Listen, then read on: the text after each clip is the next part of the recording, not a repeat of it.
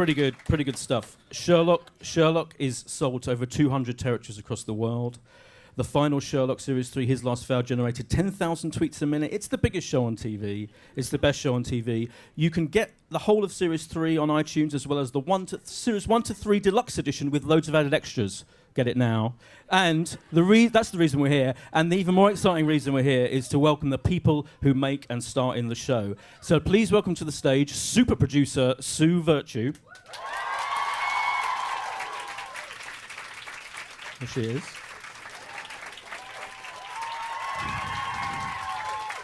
Co-creator and writer Stephen Moffat.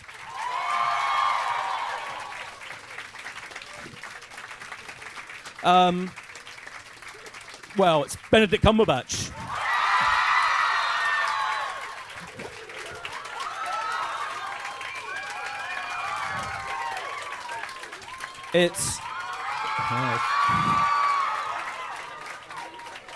And let's welcome Amanda Abington.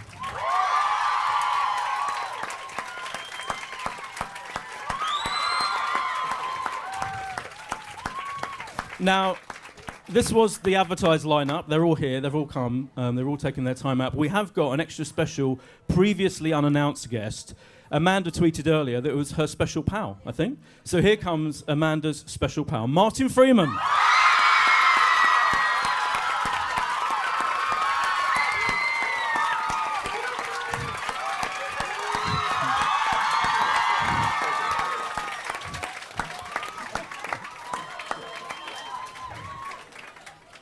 This is like, you're never all in the same place apart from when you're filming Sherlock, are you? So this is pretty special.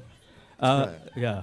I guess this feels like, you've done a lot of panels, you do a lot of Q&As, but this feels like the one after it's all gone out now. It's done. It's the biggest show on TV. Ratings were higher than ever. It's watched by 20 million people in China.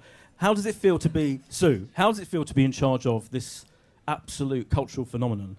And how does it feel, the reaction that you got of this for this series? In charge of it, I think it's You're weird. in charge. Okay, yeah. I'm in charge, yeah. It's quite a lineup, isn't it? It is. For a post, yeah. It is. It's fantastic. I mean, look at this. This is fantastic, Yeah. I think. And it's great to hear about China, which I think was 30 plus 30 million. million, sorry, Yeah. 30 million. But also, we're proud of the show. We love making the show, and it's great to be together again. Yeah. Steve, how does it feel? Did the reaction and the 13.6 million, I think, people who watched it on TV, the first episode, and the not including iPlayer. Not including iPlayer. 16 million. 16 million. Yeah. Did it feel? Were you surprised by just how that it's getting even bigger and bigger? Series don't do this. It's a common myth that series grow. They don't. Hit shows start high and slowly drift down. So it's extraordinary for Sherlock to be drifting up. So yeah, of course it's a surprise. Everything about Sherlock's success, including the 30 million Chinese people, has been a success. Heaven knows what they make of it. Yeah, no, I'm sure they love it. Well, yeah. The Chinese particularly love you, don't they? Benedict? The Chinese particularly love you. Apparently so. Yeah. Yes, apparently so, which I'm very flattered by. Yeah. Now, in terms of this series, let's talk about this series. Yeah. It felt like the series was a lot about kind of deepening your characters, and kind of humanising Sherlock. But did it feel that way to you? Did it feel like this was taking a new turn in that sense? Yeah, a little bit. I mean, I think that's what's sort of happened as a character arc over the first two series as well. But where you left him, there was a 2-year gap, and I think in that time he was on his own and just lost a lot of the social skills and contact with humanity that he had through his relationship and friendship with John. So I think 3 is obviously about this relationship now, and also through that he discovers far more again about what makes him a better detective and a better human being through his relationship with now Mary and John. But yeah, and also you discover a lot more about him. You even get a glimpse at a suggested backstory, and the depth of relationship with Mycroft has gone some further distance, and you understand that he came from something. He has 2 very normal, fucking amazing parents. Yeah. And I always swear when I'm talking about my mother. I'm going to get into trouble. That was a joy to play. Actually, it was that was a lovely thing to have, to sort of deepen him as a human being. Talking of and still turn him in as the number one world's consulting detective. Yeah. Talking of I mean, that moment when your parents arrived, I was at the screening at the BFI, and there was just like a huge sea of warmth that kind of got over people. Yeah, it was getting hot. It was getting hot. It was hot. No, sorry, that was Yeah. crude. Stupid. We talked about this before. I'm going to leave the jokes to Martin. It's much better that way. I loved the fact that they were so well received when that happened, and it was a lovely sort of slightly delayed ripple of warmth. Yeah. The reaction kind of grew. Oh no. Talk about my parents. But it did. It was just, I think, because not everyone recognises them immediately as being my parents. I mean, even my godparents, some relatives, and just long time family friends sort of sat down on New Year's Day and watched it, and was sort of in such a state of shock when they thought they heard Wanda's voice and then Tim's, and then saw them, and it was still sort of a wide-ish shot. And they went like, no, couldn't quite believe it in their own way watching the telly. So yeah, it was a lovely thing though. No, absolutely brilliant. And how did it feel to have the young you played by Louis Moffat as well? It's lovely, and I thought he was amazing. Yeah. I thought he was amazing. He was so good. Oh. Really, really moving. He's doing an audition at the moment. Good luck, Louis. Yeah. It was very nice to share his first professional gig with him. Did you force him to audition, Stephen? I bet you did, didn't you? I know what you're like. Yeah. Yeah. Well, it's not necessarily the thing that delights a parent's heart when your son says, "I want to be an actor." Sorry, I realised that was deeply offensive.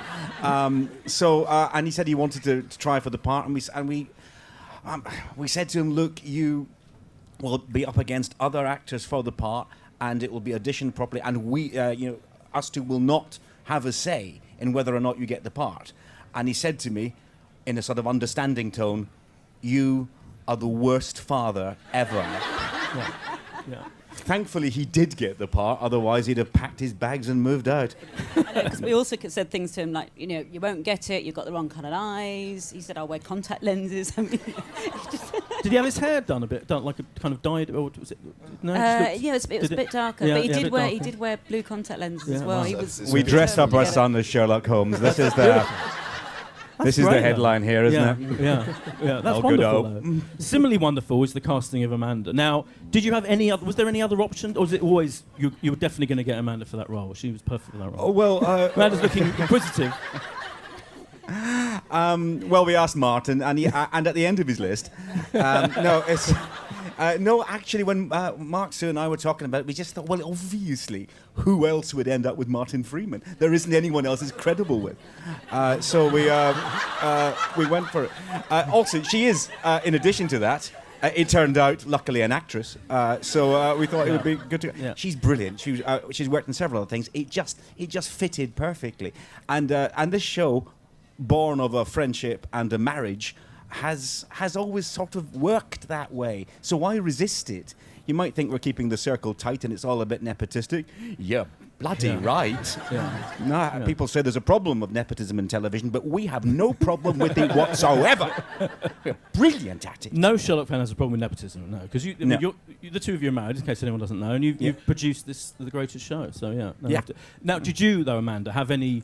Did you worry about the people getting annoyed but in the end, as soon as we saw you on screen, I think everyone was like, yeah, this is working. I was isn't quite it? scared, yeah. Yeah. Initially, when they announced that I was playing Mary, there was a lot of like ripples of, she's going to ruin it, and I hope I didn't. I don't. I mean, they wrote her so that she wouldn't be divisive and she would just be another strong female character, and I hope that comes across. Really. Yeah. Well, before we get into a little chat about that, and before Martin hasn't even spoken yet, and he's like the surprise special guest. Let's have Not a really look. here. It's just somebody who looks like him. Yeah, no, it's really him. It's really John him. Sim. Don't say that. Let's remind, as if you didn't know, let's remind ourselves of this key moment from episode 1.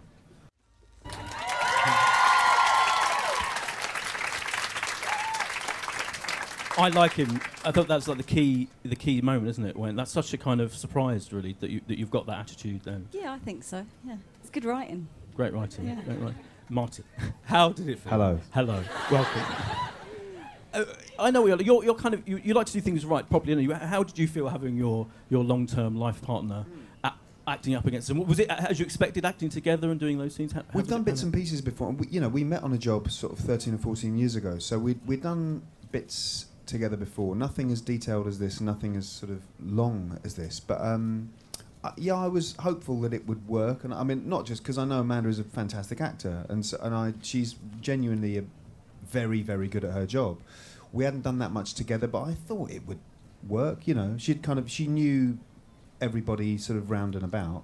Everybody connected with the show round and about. Mark had worked with her before, and Sue and Stephen in a small capacity before, and it went exactly as I hoped it would, or better than I hoped it would. Actually, it was dead easy and a real pleasure to have her around. Actually, And was it fun filming your wedding? Because obviously, I mean, you're not married. was That's- terrible. Let's get that clear. We hated it. it was really good fun. Actually, Yeah, it was. it was. Yeah, the wedding was. I loved doing the wedding. It was a beautiful few days, wasn't it? It was a lovely Like being few on days holiday. in a lovely set, For you, lovely but- people. Yeah, it was. Yeah, it was like we got to watch Yeah, Ben not do a for me. monologue. Yeah. For It was, 5 days. Yeah. Yeah, we didn't do anything. We just Yeah, it was sat there great. going like that. Yeah. You got some great wedding playing photos, games haven't you? between Yeah. takes. And while playing Ben guitar. was I having think a nervous Rupert breakdown. Rose was playing a guitar, wasn't he? Yeah. And we played Give Us a Clue with Una Stubbs. Yeah. Yeah. Dream. Ben, you had to learn like 45 pages of dialogue or It something? was quite a lot, yeah. Yeah. It was quite a lot. I didn't learn how many pages it was, but it was quite a lot. It was great fun, though. It was very rewarding, and I had the most extraordinary actors to play with in that moment, and so I felt very, very supported, and it was genuinely fun. It felt a little bit like a weird one-man show, but with lots of incredible actors reacting in the audience at certain points, but it was nice to get to the end of the week and finally discover who they were and have a drink with them and have something to eat. And we were all in Bristol. It did feel a little bit like we were out of the comfort zone of either London or Cardiff, but in a weird way that made it easier to just sort of isolate myself and just focus on it. It was hard work, but really enjoyable. And in that, I have this idea of them when they're sort of, 95 or something. You look at these wedding photos and thinking, I don't remember any of those people. Yeah, right. Who are Yeah. those friends? Yeah, we must have been so drunk. And in that, But actually, I should mention all the extras as well were fantastic. I mean, so they were they really, had to be really there good. for the whole week. Yeah, they did, and so we got to know some of them really well Yeah, as yeah. well, and they were wonderful and very equally supportive. Actually, Yeah. they were terrific to work with. It's a typical audacious piece of Moffat writing. I mean, that was co-written, that whole episode, wasn't it, the three of you? But to have such a huge, epic, long centerpiece, a mystery that didn't really arrive until quite late on. You didn't even know there was a mystery there. That seems like the most audacious episode so far to me. Did it feel like? It is, and I think it's the one that separates the children from the grown-ups, really, because it's you don't even know that there's a mystery that you're ever going to get a solution to until he drops his glass, and we didn't lose a viewer. Everyone stayed with it. People loved that episode, and yeah, it's a Sherlock Holmes film in which we don't admit there's going to be a heroic crime-solving bit until very close to the end. I kind of love that episode. I mean, it's one of my absolute favourites. And just for the nonsense of such a long speech being the centrepiece of it, as it is at every wedding. Yeah. I've been a best man 3 times, so get my fourth go at doing a best man speech was excellent. And it had everything, because it was brilliant and yet kind of terrible, and like it was just had emotional, and it kind of was the speech in which we kind of saw the real nature, for me anyway, of the love between the two of you in a sense. Absolutely, until it tipped into really volatile, sort of near schizophrenic levels of dual purpose, and I think then it was pretty terrifying, and it's back to the normal gear of Sherlock, and but as loyal as ever, he was like, "No, I'm onto this," and Vatican cameos obviously being the cue for that, and but yeah, it was really nice to play with that idea that he's going to be himself in a shit at the beginning, and then explain that he is a shit, and that's why he's so surprised he's been asked to be a best man, let alone a friend of this extraordinary man that he's lucky enough to have met, and it's a very fine line to tread. Very fine line to tread, but I think we got away with it, and then you crash him with the mystery, and I thought it was a wonderfully complex bit of storytelling as well. I'm very fond of that episode. Can we talk about how funny the show is? Because I don't know if you read critics, but there's a critic in America in the New Yorker called Emily Nussbaum, who wrote a brilliant review, who said about the test of a really good serious drama is how funny it is. I thought that was brilliant, and particularly this series felt to me like the funniest one ever, and yet obviously it gets brilliantly dark, particularly in episode 3. Did it feel that way to you, Martin? There's such funny stuff going on in this. Yeah, there was. I mean, I've always liked the fact that Stephen and Mark are funny writers. They can do funny, definitely. And we always enjoy the funny bits.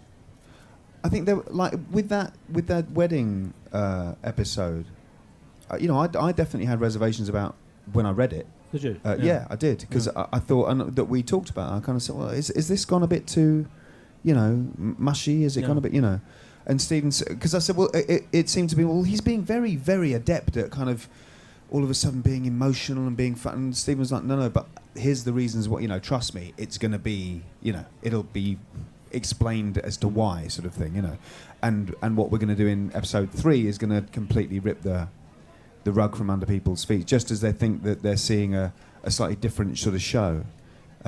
We'll give it to them both barrels, kind of thing. Yeah. It was a lot of fun. It was a lot of fun doing the drunk stuff, wasn't it? It was. The drunk stuff was lovely. Yeah, the drunk stuff was really good fun. Yeah.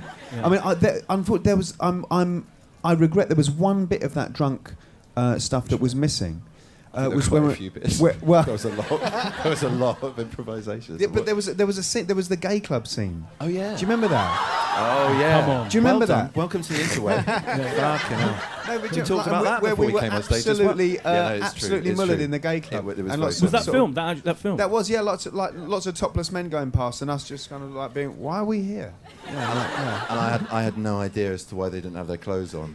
yeah, that's And right. eventually yeah, it dawned, and my sort of grounding shook. We have to see that. Why isn't that on the deleted scenes? Next scene. And Next- the first cut of that drunk scene was interminable. It would have killed you. It okay. just went on and on Whole and on. episode. You'd have been hunting them down if we put it all in.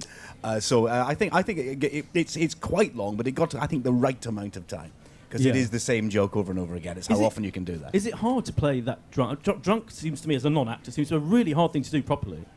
Well, I mean, I had the excuse that Sherlock is not adept at holding his liquor, but I think it's a masterclass watching Martin do it. Sherlock's drunkenness is arguably a thing of its own breed. Yes. It's not. It's quite Yes. separate, I think. Yeah. So I kind of got off the hook a little bit. There are certain things I probably wouldn't have done if I'd been someone who could hold their liquor a little bit more. But It is hard. It is hard. It's really It's hard. not And easy. I think, please God and thank God and everything. I think we got I away. think- I think we did all right. I think you but definitely did. I worry about a couple of things I did. But, No, well, I thanks, really but like the no, I Rizzler think we game. did That do was all my right. favourite. We did Oh, do yeah, all the right. game. But, The yeah, the Rizzler Rizzler game game was good fun because that it was was good loose fun. but no, I think as we were both doing, I'm sure it was going through your head as well. It was definitely going through Oh, mine. yeah. Like this could be Rein it really in, bad. Do you rein know what I mean? it Like in. I'm Yeah. going dangerously close to being very poor here. Yeah. Very much. Yeah. Very, very much. That was my favourite bit when he goes. Yeah. Oh yeah. I can believe they kept that in. I saw it and thought, that was just me trying to make Ben laugh. But That was kept absolutely it the best bit. Yeah, Yeah, that it was was- it was. completely fantastic. Yeah. And moving quickly on, I'm going to throw them to you guys, by the way, so you will have your chance very soon to ask your fantastic questions that will, I'm sure, be better than mine. Moving on to episode 3, so it all did get very dark in episode 3 with this absolutely horrific villain. Did you always have him? I know you plan these things very well. So did you always have in mind that we're going to do that particular villain in that type of way? And a big contrast to Moriarty, I guess. Yeah, we knew what we wanted to do with Magnuson. We knew because we'd had the villain you sort of kind of love with Moriarty because he's so adorable and he's so funny. We wanted a villain who just made you absolutely physically repelled by him, and to make you believe that Sherlock Holmes would truly hate him. And the big things we knew that were going to happen in that episode is that we were going to have Sherlock do the fake engagement as he does in the original story, which appalled me when I read it as a child. I couldn't quite. I kept flicking back saying, "You did not. That is really horrible." I was really genuinely shocked by it. I kept waiting for him to say something nice about it, and he never did. Which is why I had to write in the scene where she gets her revenge. It was just me, comforting my 12-year-old self. And the other thing, we knew that Milverton dies in the original. He's shot dead. We knew that what we were going to do was make Sherlock Holmes do that.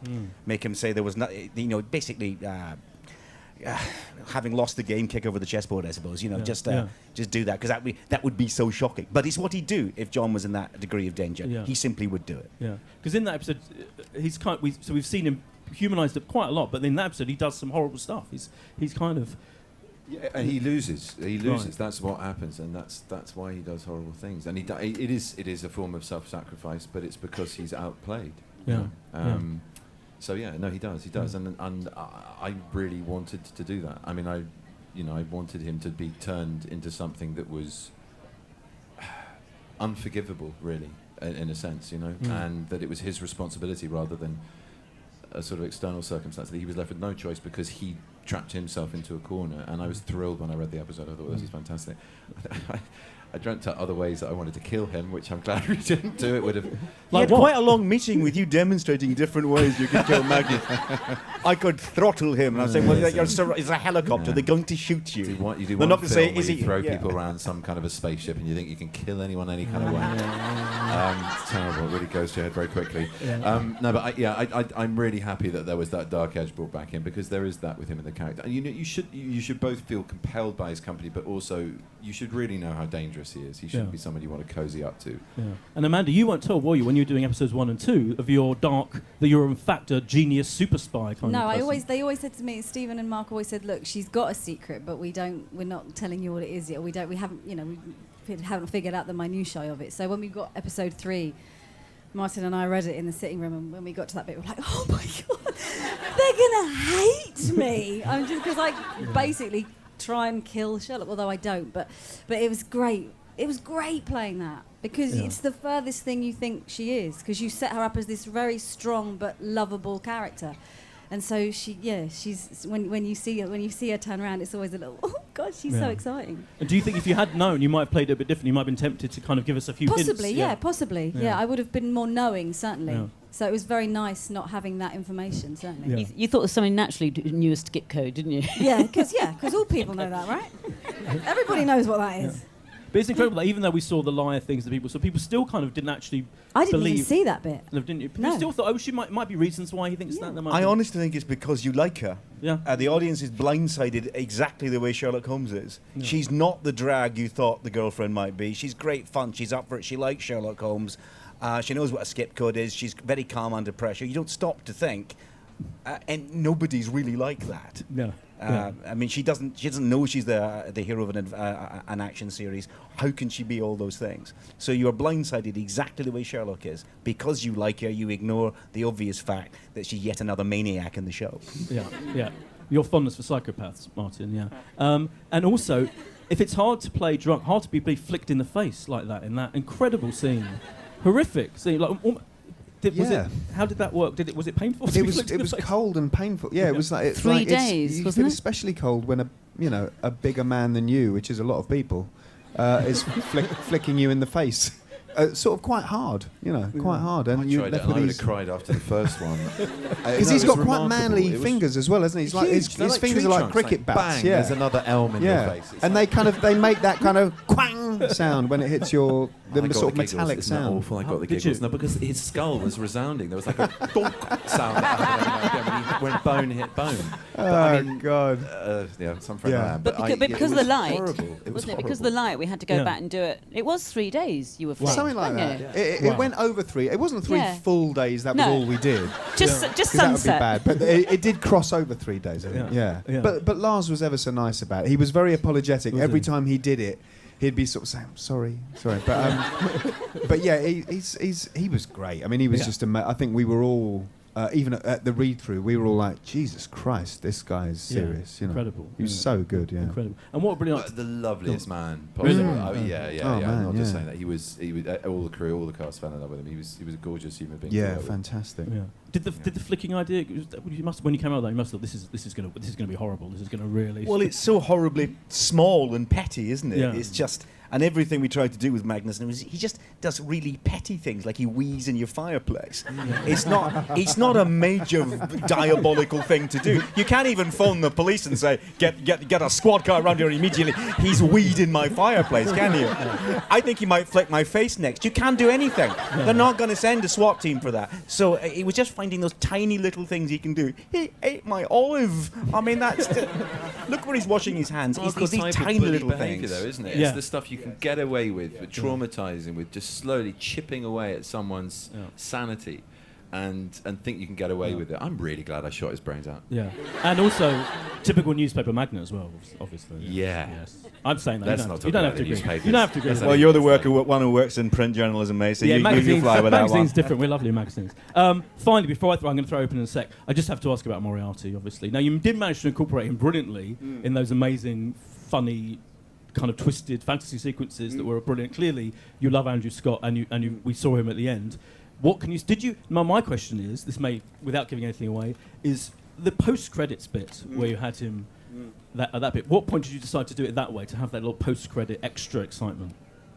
That was in the cutting room. It was actually Mark's idea when we were cutting. We just thought we'd get one more little blip of him. And because we'd shot the live action shot, which we hadn't used in the actual show, and putting that after the credits was just a final little treat, really, just to wind people up, I suppose. Yeah. And is this final evidence that you do always lie about these things? Because people ask you always, is Moriarty... And you just... I was as surprised as anyone when he turned up. Okay. Because he was definitely dead. You can't fake shooting yourself in the face. That's a fact. The back of his head came off. I don't know what's going on, and I can't wait the 4 or 5 years before we make the next series to find out. Don't say that.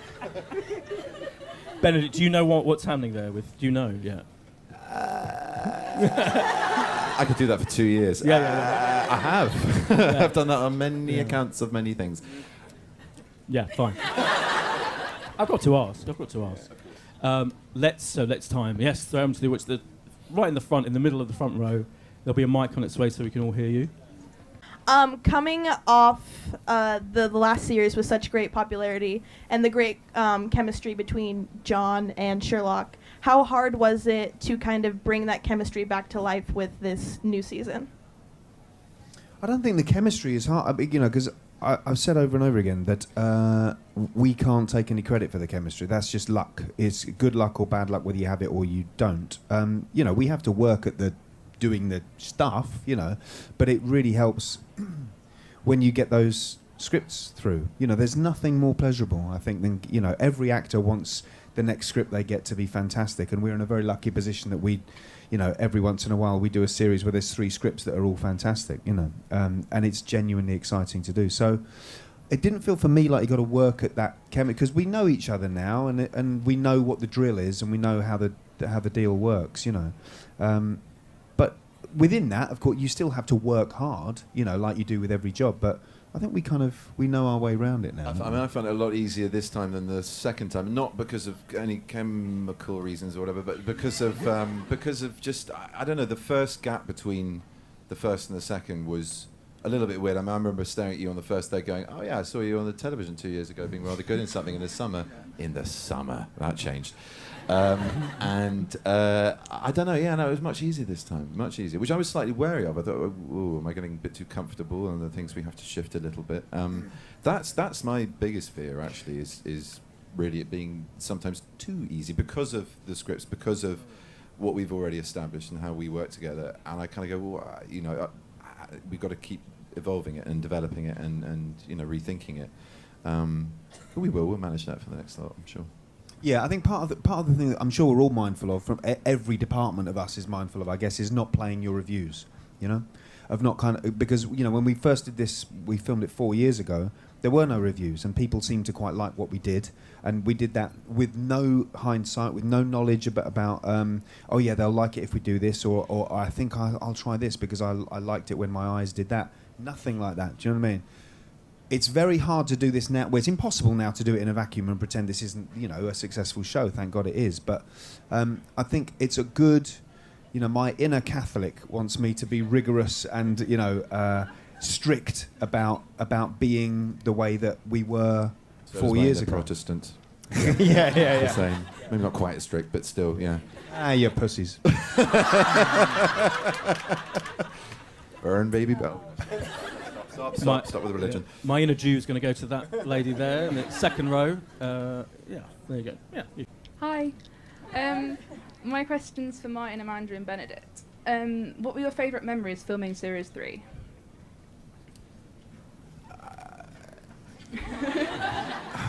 Pick Tricky. one. It's hard. There were lots. I had a lot of fun. I really had a lot of fun. There was a night I wasn't feeling too good that would go down in history. It's probably one of the worst nights I've ever had on set. But I don't know. Christ, it's really hard. When it's sung in the wedding episode, that was great. The drunk scenes, the wedding planning with the three of us, was great fun. And oh Christ, you guys going on? I'll remember a specific thing. I liked shooting you. Oh yeah. And I liked marrying you.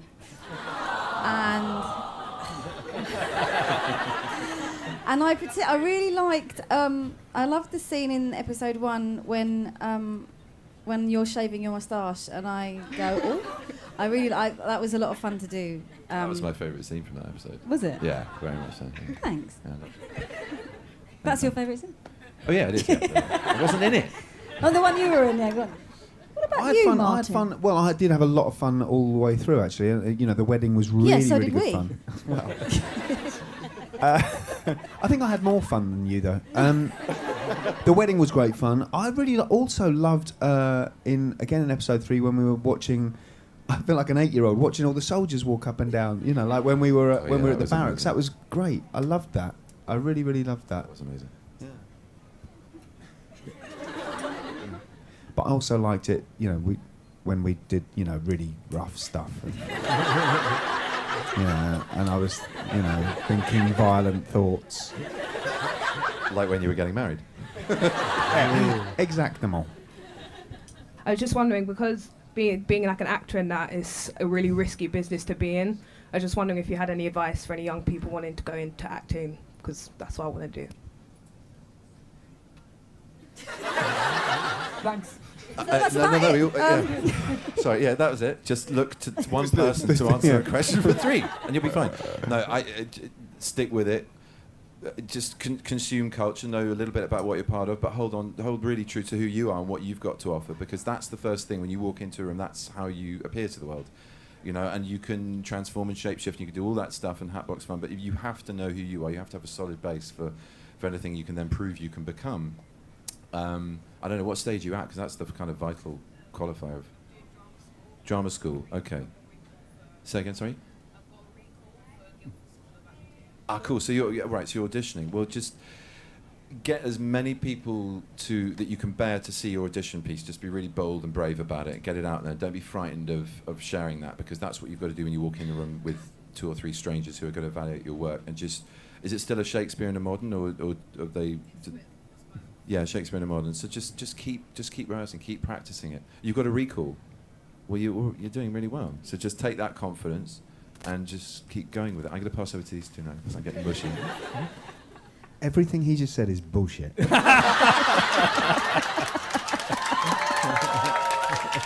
I'm sorry, but that is just absolutely wrong. No, yeah, I would probably concur with that. Yeah. Yeah, no, I mean, good luck. It's as insane and mad and joyous as you would hope it would be. You know, the whole thing is. And I think you can only you are your own judge, and you have to be your own worst and best critic, I think. And at the end of all the other advice and all the other sort of feedback that you will get for the next however many years, it's only going to be you who follows your own path, really. Work hard. You know, be on time, learn your lines, do all the stuff, you know, like all the 101 stuff. I mean, because that stuff's important, you know. And, you know, be nice, but not too nice. And I'd say, remember to enjoy it. That's because you can sometimes forget. And also, you absolutely have a right to be there, and remember that, because sometimes you forget that you know that you don't have a right to be there. You'll be a good actor, and just work hard and remember, enjoy it, and you have a right to be there. And good luck. Good luck. Really good luck. What aspect of your character do you most identify with? I think we should answer that about each other. I'm my own worst judge. Yeah, so am I. This is dangerous, but shall we? I don't know. Or do you want to? Oh, I don't know. Maybe Could not. get Which on. what? So which one of my which Do you one know of what I my mean? characteristics You could say do you where think I'm I'm like him, and where are you you're like him? him, Okay, and, okay. that sort of thing. You're like Mary in that you have Boobs.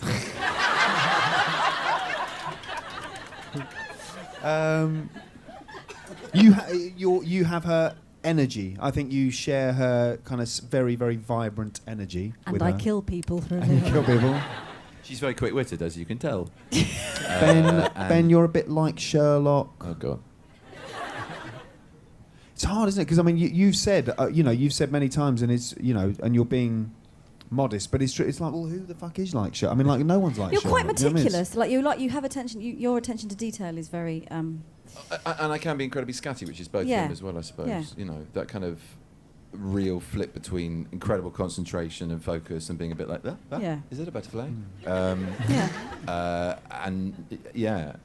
But hopefully my empathy skills are a bit better. That's Yeah. where I'm least like him. I'm much more sort of cuddly and touchy-feely than he is. Next. Yes, We you all are. chimed in agreement there, didn't we? You're loyal and lovely. Everything anyone says about me is like me sound like a fucking dog. But also, You have a bite. you're quite ruthless as well. I'll get where I'm going. That's the other thing to remember when you're at Guildford. Fuck everybody else. That's good to be loyal and loving. That's better than being a cock. That's true.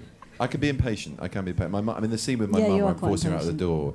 There's a version of that we play at home where I'm kind of leaving and I'm going down the stairs and she's still talking to me. Which is awful. And I don't. We love each other. It's just a dynamic, you know. And sometimes it's the other way around. But yeah, that's something I'm a little bit like him. I can be impatient sometimes. Not to the level, but yeah, a little bit. Hello. I, like many other people, have really enjoyed seeing the supporting characters develop, especially in Series 3, and I was wondering if there's any chance of maybe a Molly and Mary spin-off where they drink wine whilst the boys are off solving Well, there cases. should be. There really, really should be. Steve, you got There's time a for crime spin-off? and they don't have a clue what to do about it. They say, oh, what? Pity Sherlock's not here. Bugger. I want the Lestrade spin-off where he solves nothing. That'd be fantastic. Lestrade investigates. Not a fucking clue.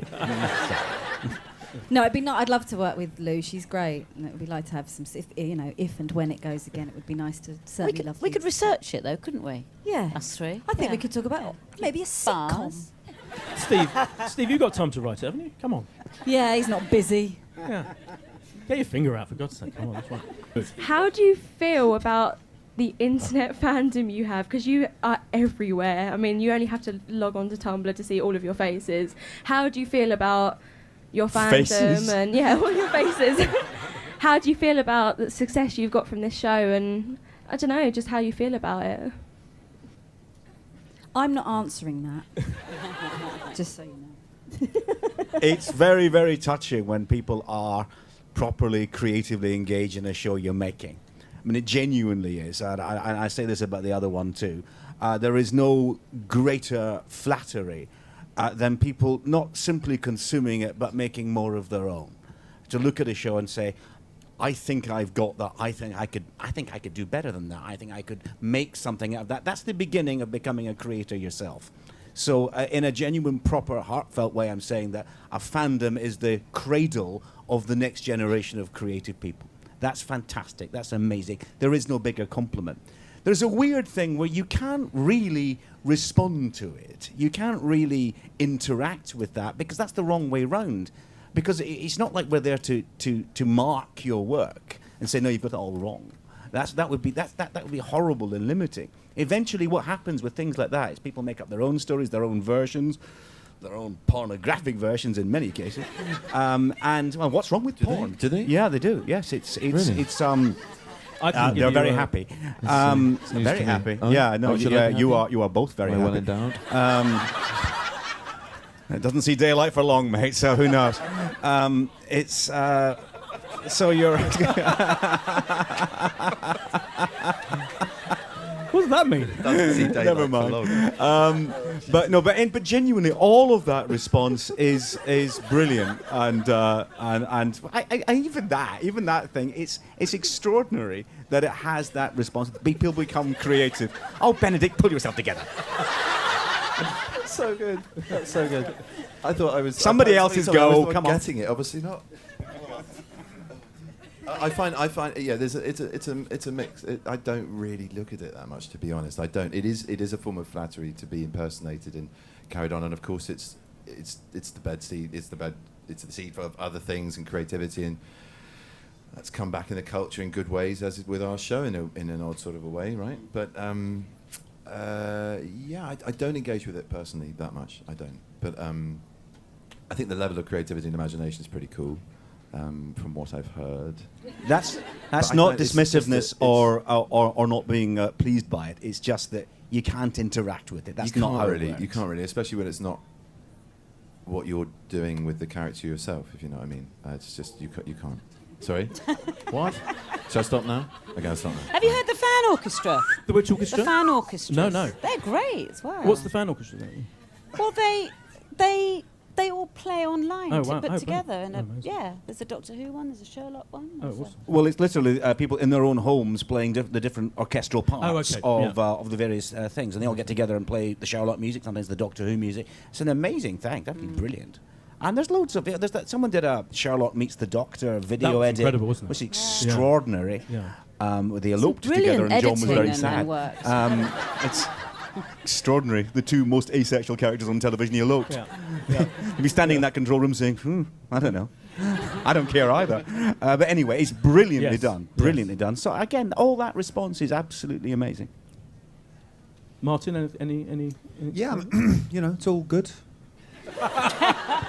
Some of it is really, really good. And I remember when I first saw it, I was really amused by it, and I was really tickled by it. Because some of it was very creative, and some of the art was really interesting and really creative and fantastically done. I like it when it's fun. Yeah.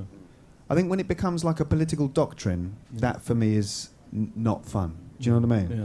Like I think when it's to be taken lightly, or when it's to be taken with a lightness of touch, that's one thing. But then when it becomes Stalinist, and when it becomes like, no, this is actually better than what you're doing, then I Right. think, well, fine, I don't need to engage with that. But most of it shows an incredible level of engagement, doesn't it? Just fondness for the show. Yeah, absolutely. Yeah, It comes from a very good place, and some of it is startlingly brilliant. I mean, artistically, it's just amazing. The I saw a brilliant drawings one the other day of are it was Molly, Sherlock, John and Mary, and then in the middle there was Redbeard, and they'd done it like Scooby-Doo, and it was so good. I want a print of it to put up in our house. I'm sure someone 'Cause will send you a Yeah, print they of it. should. They should do it now. I think we're running out of time because there is another event after this. We could talk all night, obviously, for the next few days. Let's all go back to ours. Come on. But I think I've got to wrap it up. But I just want to ask one more thing to try and extract from you. How long will we have to wait, Sue? Come on, for the next series. Can you tell us anything about that? We're Anything? discussing. Okay. That's it. That's all I can say. I tried. I just wanted to get some closing cheers before I thank the panel. Sue, Stephen, Benedict, Amanda and Martin. So brilliant for you all to come, to take time to answer my stupid questions and their brilliant questions. And thank you all for coming. Thank you. Thank you, buddy. Thank you. Thanks, everybody. Thank you very much. Thank you very much. Thanks, Thank you.